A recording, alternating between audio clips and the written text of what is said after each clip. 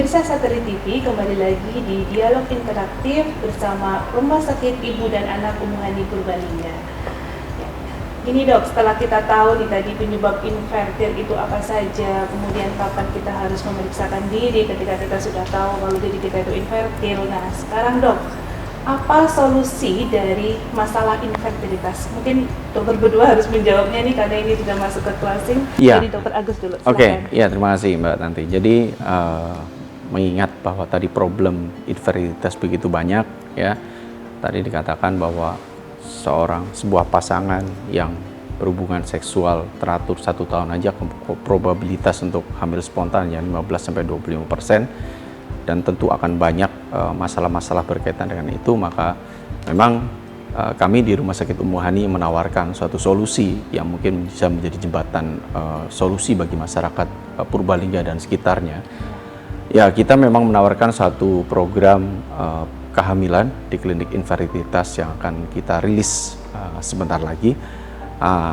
Tentu berkaitan dengan program-program yang mengarahkan pasien-pasien kita untuk dapat berhasil mencapai satu kehamilan yang dikehendaki.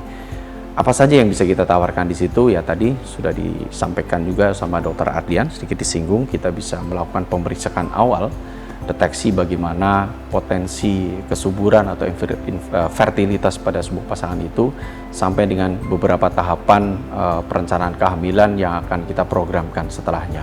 Ya, baik itu mungkin program kehamilan sederhana berupa stimulasi ovarium, kemudian bagaimana kita mengarahkan pasangan itu untuk bisa melakukan hubungan di waktu-waktu yang baik, yang subur gitu ya, dan bagaimana tips dan triknya untuk mencapai kehamilan dengan baik. Sampai mungkin kita bisa tawarkan suatu solusi tadi berkaitan dengan usia yang mungkin dialami oleh sebuah pasangan yang tidak bisa berlama-lama, maka tahapan berikutnya adalah kita bisa lakukan inseminasi di klinik fertilitas kita gitu.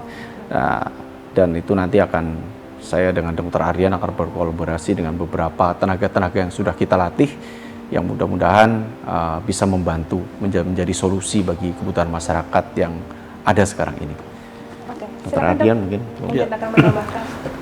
Betul sekali. Jadi saya paham rasanya saudara-saudara kita, teman-teman kita yang saya belum punya anak dok, tekanan batinnya pasti tidak begitu enak ya dari masyarakat, dari orang tua dan sekitarnya. Datang konsultasi ke kita. Kita punya klinik infertilitas. Anda bisa menjangkau rumah sakit ini, Anda bisa jangkau saya, nomor telepon saya tersebar, sosmed saya tersebar. Di mana-mana Anda tanya aja, nanti kita akan kasih advice. Kita bukan yang memberikan Anda hamil loh, Allah yang memberikan Anda hamil, tapi kita akan kasih saran dari kita.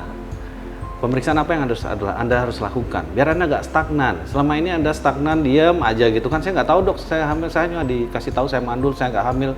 Datang, cari tahu masalahnya apa. Datang aja ke klinik kita punya klinik infertilitas. Kalau harus pemeriksaan tertentu, lakukan pemeriksaan. Paling tidak, Anda tahu problem Anda apa. Begitu Anda tahu problem Anda, baru Anda bisa milih nih, kita akan kasih saran nih. Oh, ternyata ini masih bisa nih hamil dengan hubungan seksual biasa. Mungkin dengan diberikan kesuburan, dikasih obat dan sebagainya. Oh, ternyata ini karena problemnya adalah kualitas spermanya tidak bisa menjangkau tuba seperti Dr. Agus bilang. Anda harus hamil dengan cara inseminasi. Inseminasi itu jadi nggak pakai hubungan seksual, spermanya kita yang masukin gitu ya ke dalam. Atau ini ternyata sperma nggak bisa ketemu sel telur nih gara-gara tubanya bermasalah, buntu dan sebagainya. Berarti Anda harus IVF, in vitro fertilization, atau bahasa orang awamnya bayi tabung. Kita belum bisa kerjakan di sini, jadi nanti akan kita arahkan Anda mau ke Jogja bisa, ke Jakarta bisa, kemanapun Anda bisa, kita arahkan, kita kasih solusinya. Sehingga teman-teman kita semua ini nggak stagnan. Anda tahu problem Anda apa, terus Anda bisa melangkah ke depan. Dok, saya takut ya dok, mahal pasti itu pertanyaan pertama. Wajar. Satu, tidak ada asuransi yang menanggung problem infertilitas, kan? Itu menunjukkan bahwa pasti cost-nya mahal. Tidak semahal yang dikira. Lebih mahal tekanan batin atau masalah dari kanan kirinya. Nah, periksalah dulu, paling tidak Anda tahu masalahnya apa, sehingga Anda bisa menentukan prioritas. Ini saya kasih contoh, ada pasien saya, masih usia muda, periksa, ternyata dia harus IVF, dia harus bayi tabung, ya. Dia harus bayi tabung, dia tidak bisa hamil dengan biasa, dia tidak bisa inseminasi. Dari usia 24 tahun, dia sudah planning tuh. 28 tahun, 4 tahun, dia bisa IVF. Dia bisa IVF. Artinya dia bisa menentukan prioritas dia. Sehingga dia punya planning hidupnya bahwa, oh usia 28 tahun, sebelum 30, saya sudah IVF. Kenapa? Karena pada usia 24, dia sudah tahu masalahnya apa. Tapi kalau Anda diam di tempat, diam di rumah, gitu kan, Anda nggak tahu usia 40 tahun gitu loh. Semakin muda Anda datang periksa, kita ada klinik infertilitas di sini, semakin banyak pilihan untuk hamil. Semakin tua Anda baru datang, semakin sedikit pilihan, atau bahkan pilihannya cuma adopsi. Itu jadi masalah sendiri kan? Itu jawabannya. Jadi secepatnya lah Anda periksa. Kira-kira begitu. Pemirsa Satelit TV, ya tadi sudah dijelaskan ada solusi, pasti ada solusi di setiap permasalahan. Demikian juga dengan masalah infertilitas, pasti ada solusi.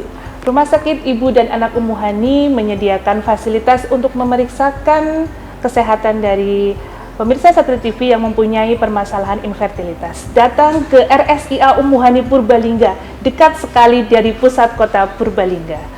Untuk closingnya dok, setelah tadi kita ngomong banyak tentang infertilitas, closingnya dok untuk pemirsa Satelit TV terkait dengan persoalan infertilitas. Silakan Dokter Agus. Iya, jadi untuk pemirsa Satelit TV, sahabat Umuhani juga yang menyaksikan acara ini, problem infertilitas adalah suatu problem yang mempunyai masalah yang sosial yang sangat besar di masyarakat. Oleh karena itu, tentu untuk pemirsa semua, manakala itu terjadi, tidak perlu berkecil hati.